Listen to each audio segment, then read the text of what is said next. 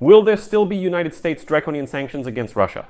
The fact is that in the United States Congress, absolutely everyone already agrees that it is necessary to pass that very bill on sanctions against Russia, which was announced the day before. Lindsey Graham.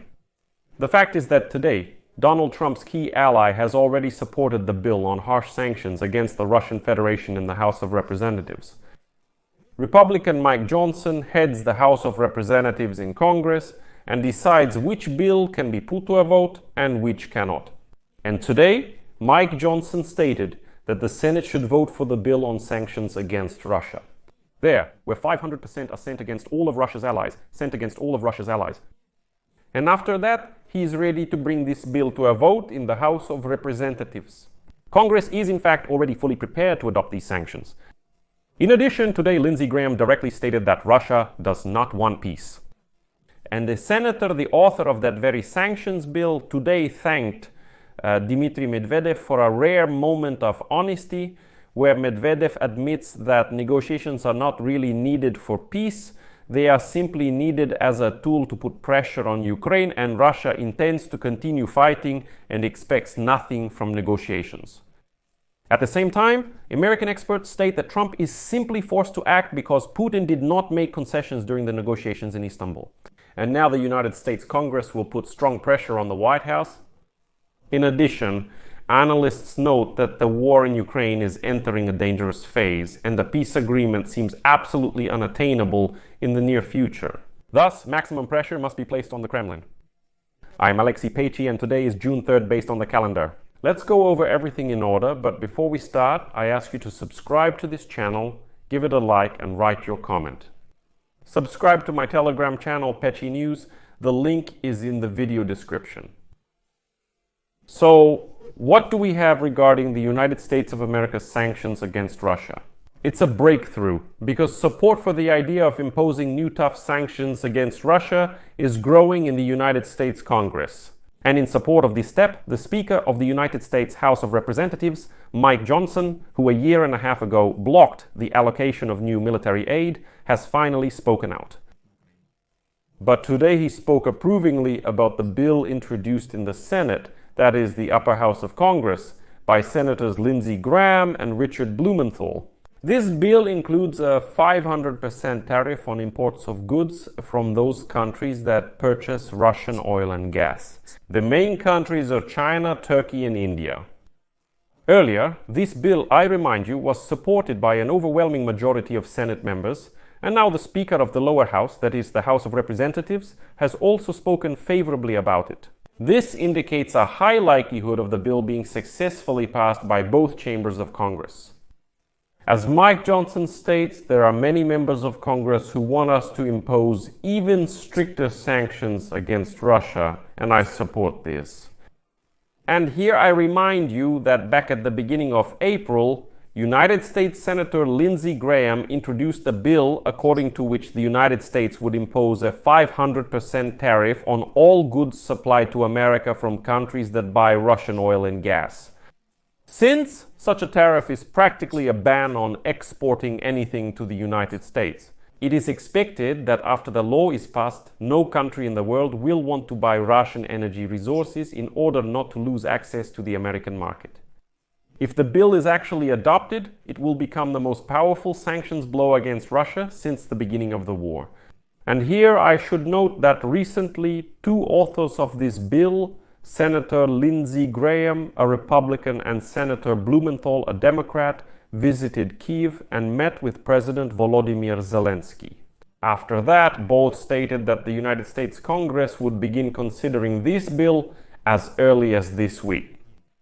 And here many were concerned that, okay, in the Senate there are 82 votes in support of this bill. This is more than enough to even overcome a possible veto from President Donald Trump. But everyone was worried. Okay, the Senate is passing this bill, but will the House of Representatives adopt it, where there is still more open resistance to these sanctions from some Republicans? And everything depended on the position of Mike Johnson, the Speaker of the House of Representatives, who might not even bring this bill to a vote. And today Mike Johnson says, I'm ready to bring it forward. I support this idea, and he hints that the Senate should do its part and pass it on to us. We will bring it to a vote in the House. And then this document should go to Donald Trump for his signature, and everything will depend on him. And here, Lindsey Graham made a statement today, apparently trying to push Trump to start taking action. The thing is, today, the Deputy Secretary of the Security Council of the Russian Federation, Dmitry Medvedev, admitted that Russia is negotiating not for the sake of peace, but for the sake of victory in the war. He noted that this is precisely the meaning of the Russian memorandum that we discussed with you yesterday. If you haven't seen this episode, go to my channel and be sure to watch the episode about the new conditions that Russia has put forward. And the statement by Medvedev was reacted to by American Republican Senator Lindsey Graham, one of the authors of the bill on crushing sanctions against Russia. And so, on the social network X, Graham writes, "I congratulate Mr. Medvedev on a rare moment of honesty, which was published by the Russian propaganda machine. I am grateful to you for letting the world understand that Putin and Russia are not interested in peace at all." This is exactly what we talked about the other day, that this memorandum is all about the fact that they are not going to stop the war. Medvedev said today that we don't need these negotiations just for the sake of peace. This is simply a tool to put pressure on Ukraine, on the Western community. It's a tool to prolong the war. Meanwhile, we persist in our fight to win this war. That is, everything is stated directly in Medvedev's memorandum. It is directly declared to the whole world that we are not going to stop the war. Accordingly, Donald Trump needs to act in this situation. And here, today reports indicate that the Russia-Ukraine negotiations in Istanbul concluded without a significant breakthrough. Despite the agreement on the exchange of prisoners, the Kremlin continues to demand the complete capitulation of Ukraine. Accordingly, Trump needs to act.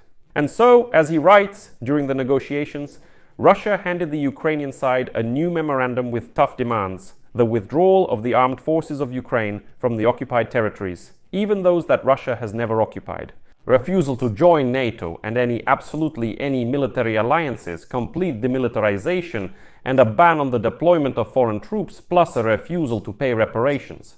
The Ukrainian authorities categorically reject these conditions. The Kremlin also insists on the lifting of sanctions, refusal to pay reparations, and the full restoration of diplomatic and economic relations with Ukraine. All this is without any real concessions from Moscow. These maximalist positions of Putin have dealt a blow to the image of Donald Trump. The President of the United States, who is actively promoting his strategy of a quick peace in Ukraine as a key promise for his second presidential term, expressed anger. According to him, Putin has completely lost his mind after the recent massive attacks on Ukrainian cities. Against the backdrop of the failure of the Istanbul negotiations, an initiative for new devastating sanctions against Russia is gaining momentum in the United States Congress. And here is one of its authors, Senator Richard Blumenthal, who publicly accused the Kremlin of trying to make fools of Trump and America. The situation creates a serious challenge for Trump. Will he continue to insist on negotiations, or will he resort to tough actions, in particular increasing military aid to Kyiv? In Washington, it is acknowledged that the Ukraine war's course is increasingly affecting Donald's political prospects. The fact that Putin once again responded uncompromisingly to calls for peace may now force Donald Trump to finally take action.